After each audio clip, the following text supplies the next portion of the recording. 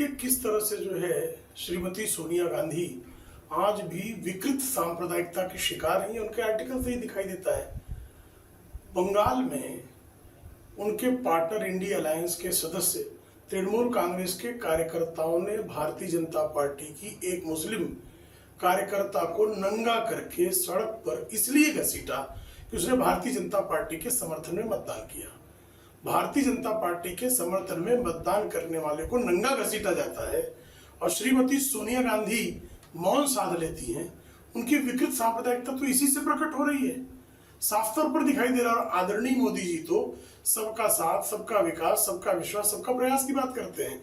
ये जो है अनुसूचित जातियों का हक छीन कर जो है वो मुसलमानों को दे देना चाहते हैं, संवैधानिक कुकृत्य करना चाहते हैं।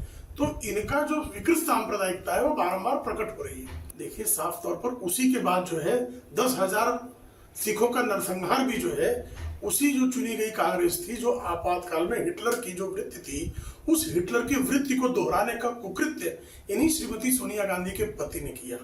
और जिस तरह से एक प्रधानमंत्री के सारे अधिकारों को छीनकर नेशनल एडवाइजरी कमेटी बनाकर इस देश की कार्यपालिका को कलंकित करने का कुत्सित कुकर्म श्रीमती सोनिया गांधी और उनके पुत्र राहुल गांधी ने किया, यह भी इस देश ने देखा है। इसलिए बारंबार आपातकाल की याद दिखाई दी जाती है कि एक उनकी सास लेडी हिटलर बनकर आपातकाल लाद रही थी, दूसरे वो लेडी मुसोलिनी बनकर जो है वो कार्यपालिका के सारे अधिकारों को छीनकर संविधान डॉक्टर बाबा साहब अम्बेडकर द्वारा जो बनाया गया था उसको कलंकित करने का कुकृत्य कर रही थी। देखिए झूठे और पाखंडी है कांग्रेसी।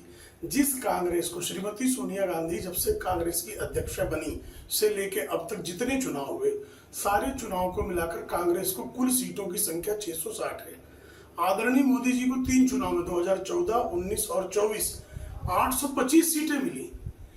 श्रीमान राजीव गांधी जो इंदिरा गांधी जी की लाश पर जिन्होंने राजनीति की थी, उसके बाद से कभी 240 के आंकड़े को छूने में कांग्रेस को सफलता नहीं मिली।